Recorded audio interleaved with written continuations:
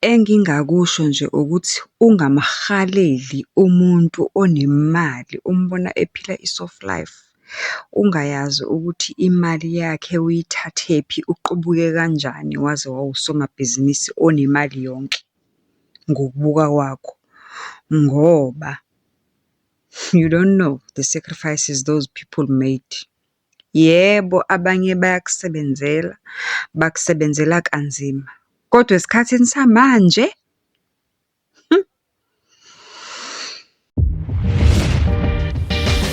Hello, sanibonani Dumelang, igama uZandi, isibongo umfeka umalwandle lo, lwandle kalwela lwezimpezane zona esihambela le kude phezulu.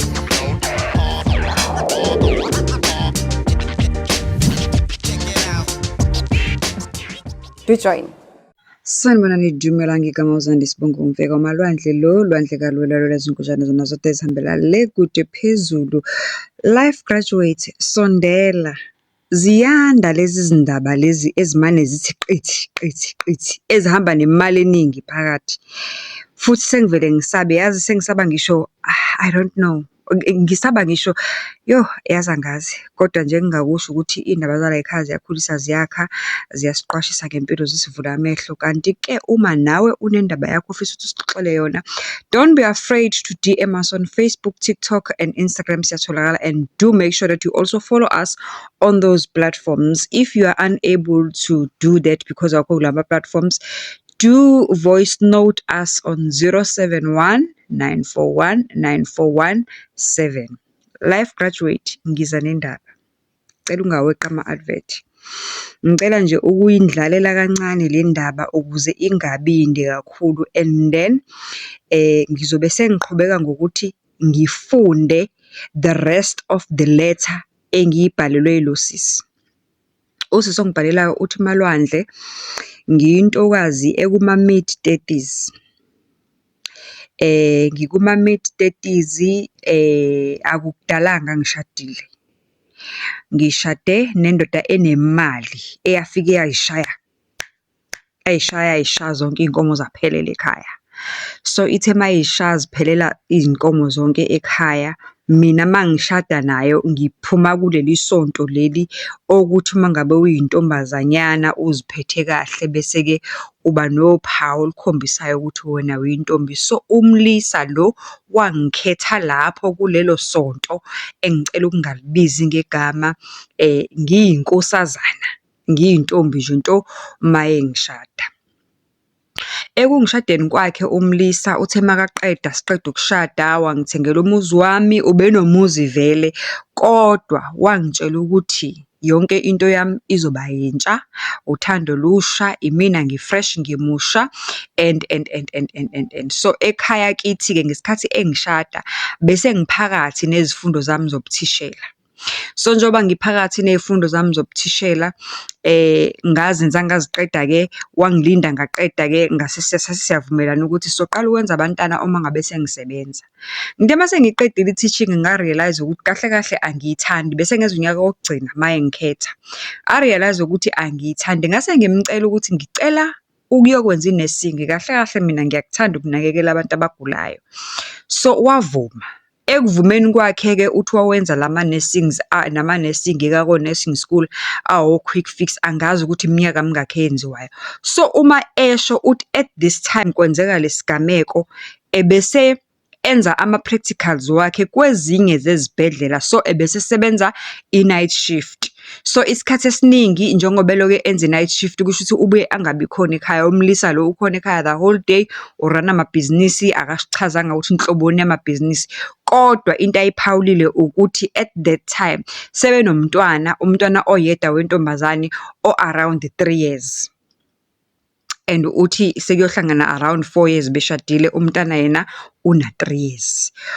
Uthi uye waxwayiswa umakhelwane, uthi unomakhelwane oyisalukazi somlungu kuma-suburbs la bahlala khona. Waxwayisa umakhelwane womlungu wathi uyacela ukuthi ngelinye ilanga aqaphele into eyenzeka kwakhe, because they always hear funny sounds whenever yena engekho, either esebenza emini or ebusuku. They always hear funny sounds that engahlali kahle endlebeni zabo okuyima-funny sounds angazi ukuthi umntwana kukhona ukuhlukumezeka okwenzakalayo kuyena. Uyazi-ke esilungwini ukuthi everybody minds their own business. Ngisho ungezwa ini eyenzeka kamakhelwane awunayo i-right yokuvele ubhaje ini, akufani nasemalokishini. Whereby mawuzwa into ongayiqondi kahle you've got the right ukuyongqongqoza ubuze ukuthi kwenzakalani or ungene ney'cabha cause kunama-forum kunani nani. So emadolobheni people mind their own businesses. If you are not settled about the kind of noise you hear kamakhelwane, you rather call the police if you feel ukuthi somebody's life is under threat. Kodwa you have to follow the protocol. Speak to the neighbor first. So that is what the white lady did.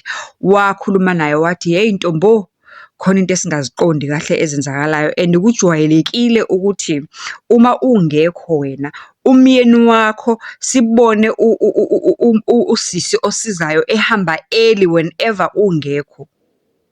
Usisi osizayo uhamba early and then we hear unsettling sounds that sounds like the cries from umntana that sounds really painful. Ngicela ke ukuqhubeka ke manje ngiqedele indaba usisi ayibhalile ngoba uthe mengabe senze njalo ungabe sezwe isalukazi somlungu sesimchazele kanjalo into ayenza wenza ngelinye ilanga kwangazi ukuthi uya emsebenzini kuyisemini ngalolu langa wenza ngazi ukuthi uya emsebenzini nomina wakho wavuka ngathi umuntu oyobheka amabhizinisi uyocheck ukuthi kuhamba kanjani emabhizinisini. So wahamba wabuya uthe makabuya akangabuyela kwakhe wabuyela endlini yesalukazi lesi simtshelile ukuthi khona into ayisolayo ukuthi iyenzeka lapha endlini lo udedela ihelper ihambe early asale nengane and abazi ukuthi ingane usala ayenzeni uma ngabe seyihambile ihelper kodwa they've always heard ukuthi ingane iyakhala and ikhala kabuhlungu and yena uthi ke into ayeyiqaphela ukuthi mangabe ebuya ihelper isihambile nesele nengane half the time ubuya ingane ilale lobuthongo loku okungazi ukuthi umntwana odrugged kodwa uye anganaki azitshela ukuthi mhlambe udlale kakhulu ngoba ubaba wakhe uyaye enza ama-excuses ukuthi hayi kutheme ngabe ihelper eseyidedele kodwa ukihamba ngoba ihelper yabuthi beyingalali kutheme ngabe ihelper eseyidedele kodwa ukihamba wathatha ingane wayifaka emotweni waya nayo epaki bafike badlala so kusho ukuthi ukhathele umntana because udlale kakhulu epaki. So that's the excuse umyeni bekahlele eyisho leyo mangabe efika ingane lele kanti urabish usuke eyidragile ingane.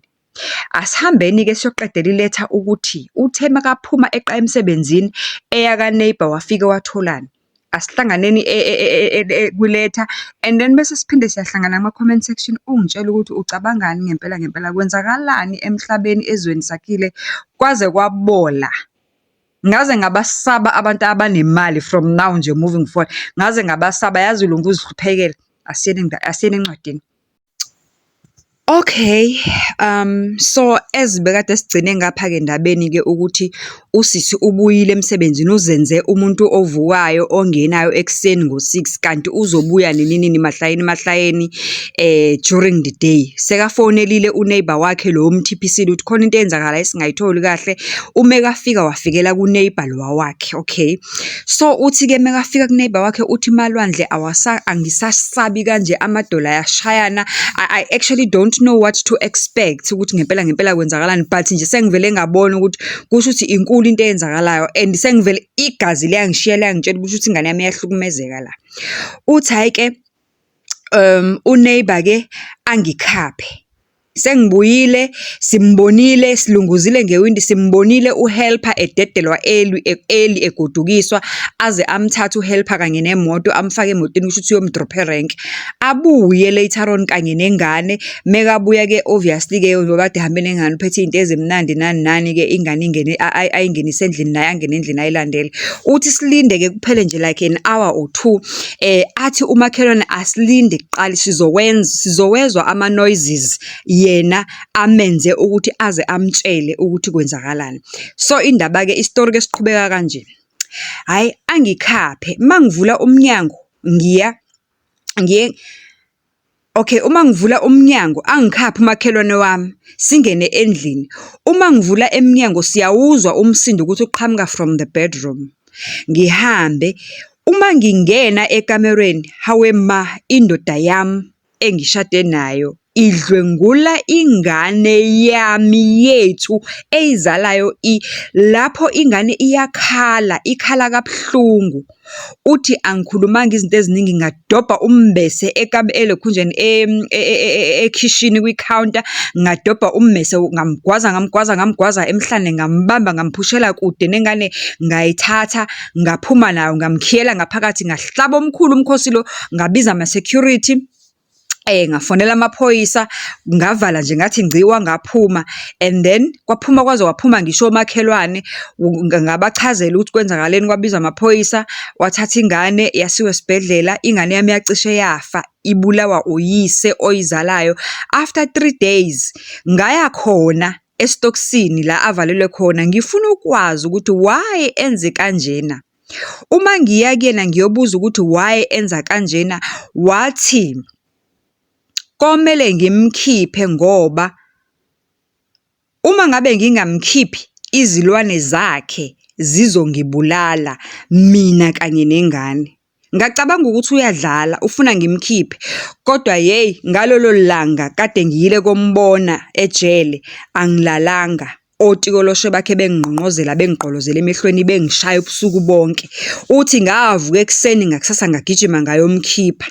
Uthi okuyinkinga-ke manje mesechaza uthi vele nezinye izingane zakhe kahle kusho ukuthi lo mlisi unazo ezinye izingane from other women. Uthi zonke izingane zakhe zamantombazane ulalile nazo, and isizathu besenza ukuthi alale nazo ingoba ebecola lamabhizinisi akhe, ekhuthaza lamabhizinisi akhe ukuthi aqhubeke enze imali.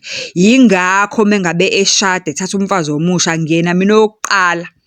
Yingakho njalo mengathatha umfazi omusha fanele athathe umfazi oyi-virgin. And lo mfazi lo kusuke kufanele mawukuthi makazala azala intombazane, futhi kuyazenzakalela ukuthi vele azala amantombazane.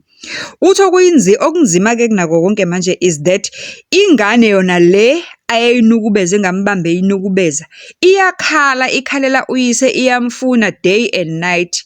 Angazi ngenzeni. Ithiwani-ke guys into enje? Ithiwani into enje? Hayi, ngicela uvele ngiyiyeke la le ndaba, asiqhubeke nayo kuma-comment section. Kodwa nje izithwalo, ngiyaphinde ngiyasho izithwalo. Umsabe umuntu onemali, yiloko nje engingakusho. Umsabe umuntu onemali, because asibazi manje ukuthi banemali ngoba basebenze kanzima, they have made it in life, or banemali ngoba bathwele. Kodwa nje umsabe, umhloniphe umuntu onemali. Asihlanganeni esitorini esilandelayo.